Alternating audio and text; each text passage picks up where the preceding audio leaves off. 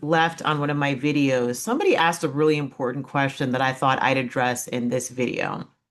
And the question was basically along the lines of how do you know whether someone is someone, let me rephrase that. How do you know or how can you tell that somebody is a respectable person, right? And this video, this question came from the video that I had done a while back on being liked versus respected. So if you haven't watched that video, please go and watch that because this question will make more sense. But in the video, I basically talked about how people who value the difference between people who value being liked over being respected and the people who value being respected over being liked. Okay. So the question was basically along the lines of, how do you tell whether, somebody is somebody who's worthy of respect, and also how can you cultivate those traits within yourself? And I thought that was a really good question. And so whoever sent that question, thank you. And I'm here to provide my perspective on it. First of all, respect is going to differ on values, right? So if everyone has, I believe, their own set of values, and people who tend to align with those values are people that you respect, right? So two people can respect the same person for different reasons. And there are two people can see the same person, one can respect them, one may not respect them. I'm going to focus more on qualities that are to me evident in people that are respectable people. Even though we can differ on a lot of things, I would probably say that there are some core traits that most people would agree are worthy of respect. The first one to me is, and there isn't like a particular word for it. I'm going to try to describe it the best way I can, but basically a person who does not try to control other people, right? Somebody who doesn't need to control others is a very secure person. Um, they're the kind of person who will gladly say, let's agree to disagree. Like they're confident enough in their opinions and perspectives on topics that they don't feel the need to control how someone else thinks about it. And so I want you to think about that. I'm sure that if you think, maybe to your family or group of friends, there's probably one person who like loves to argue and they're probably not a very likable person. Now, I'm not saying that people shouldn't argue, but I think that a lot of people, there's some people I've noticed who use like arguing as a way of like deflecting from their own sense of insecurity. They try to appear a lot smarter than they are by trying to like crush people in arguments. And I say that I feel like with enough time, you'll eventually see through the mask of people who do things like this. So, an easy way to think about it is to think about somebody who is like an abusive or toxic person that you don't like, and then think about what the opposite of that would be, right? And so I think about people that I respect, and they're the kind of people that will like agree to disagree, right? I think about somebody that I know anyway, and this was like years ago. After like I had, graduated from graduate school, got my PhD and license, and he and I were talking about some things within psychology, and he was like, I don't agree with some of this stuff, but he had the attitude of like, you know what, like let's just agree to disagree. And it was actually it was a fun conversation. We both were laughing, other people joined in, and it was a very lighthearted take on something that could have gone pretty like downhill, could have gone south pretty quickly if it had been with like another person who has the opposite traits of kind of like what this person had, right? And so think about that. Like I want you to think about maybe, somebody that maybe you enjoy bantering with. And you guys can look at something from different perspectives and it's like it's okay. Like we don't have to agree on that.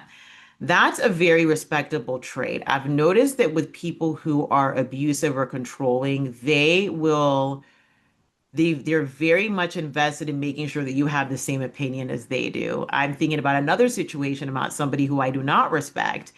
And this individual was like really trying to drive home this point about how somebody should budget money. And I was like, well, I don't, they were not happy about the way that I mentioned something about budgeting and they were like, oh, I don't agree with that. And I was like, okay, whatever. But this person kept like pressing the issue and was offended that I did not do things the way they did.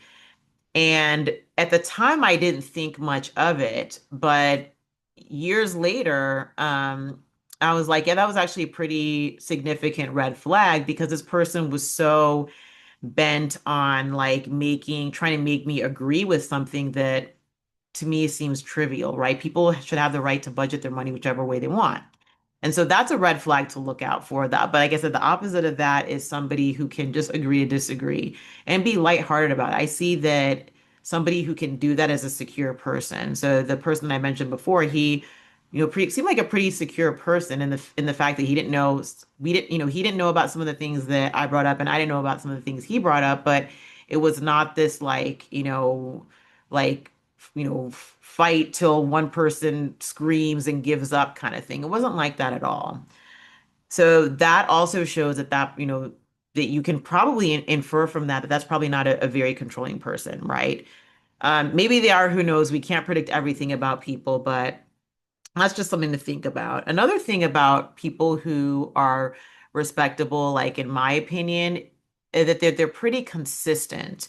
And what I mean by consistent is they're pretty much like the same person you see in public and the same person you see in private. I know that, um, if you've ever if you've ever heard maybe somebody getting honored at a dinner or anything like that, that's something that I hear pretty frequently. Anybody who's being honored in a particular way, especially a person in a position of leadership, it's something that comes up often, and that's important because and again, you have to, I always say this, you have to have nuance to understand things on the channel. I'm not saying be the same person all the time because obviously, you may be a different person. You may, show different parts of your personality at work than maybe you would with your family. But generally, people who are respectable have that consistency, right? They're generally showing up with the same sort of energy and values and things like that. Okay. Another thing that I think is really important when you see respectable people, they're people that take accountability. And and that's really important, especially if somebody is in leadership over somebody else or there's some kind of power differential, right? It's kind of like a parent saying that they're sorry to a child.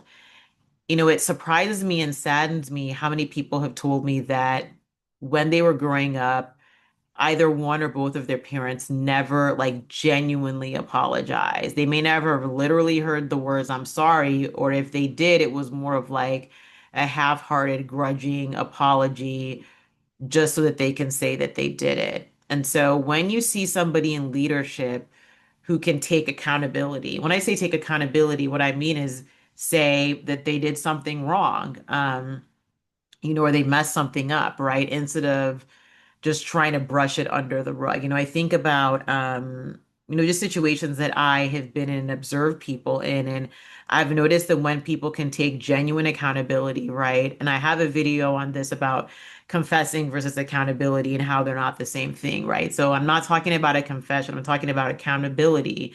When they can do that in a situation, that's a respectable thing. That's somebody that you can, I would say, is probably a safe bet on respecting because it takes a certain person to be accountable for something that they did, especially when they can use that power to sweep everything under the rug. And so that's why it's really important, and it relates to spiritual abuse because when you think about people who are in leadership, they can use their power and their resources to just sweep everything under the rug. And then, it's like, okay, well, what happened? And they kind of get rid of the evidence that way, and that way they don't have to take any accountability.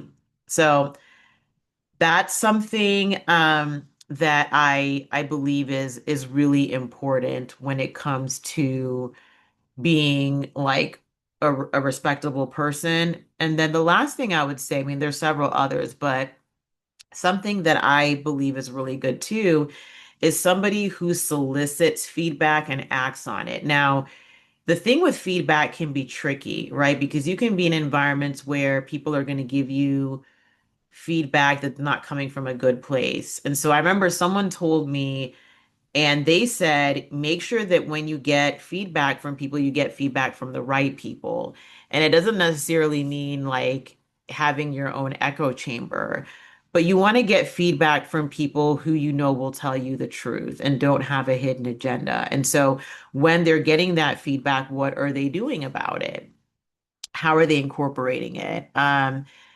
Years ago, I worked with someone, and this individual, he had a really I really admired his approach to getting feedback from us.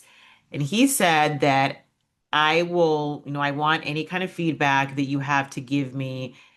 He said it can be anonymous. So he gave like three or four different ways for you to give feedback, including his home address. So he's like, you can send a letter and not put your name or address on it and tell me what you have feedback about because I take it that seriously.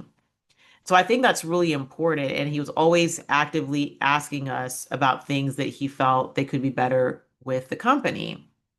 And so that's a really respectable thing. There are people that can say that they solicit feedback. I think about somebody else who I'd worked with in the past who they said that they solicited feedback and believed, they're like, oh, I want feedback, but then punish people for giving them feedback, right? And it's just so it's not really about what people say, it's really about what they do.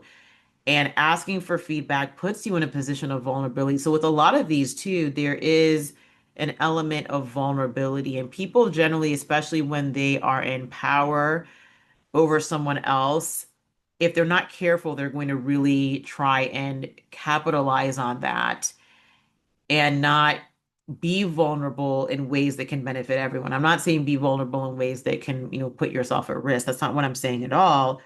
But there's also a lot to be said about asking for feedback and actively incorporating it, right? And so, what do you think can be done? Okay, I'll follow up on this.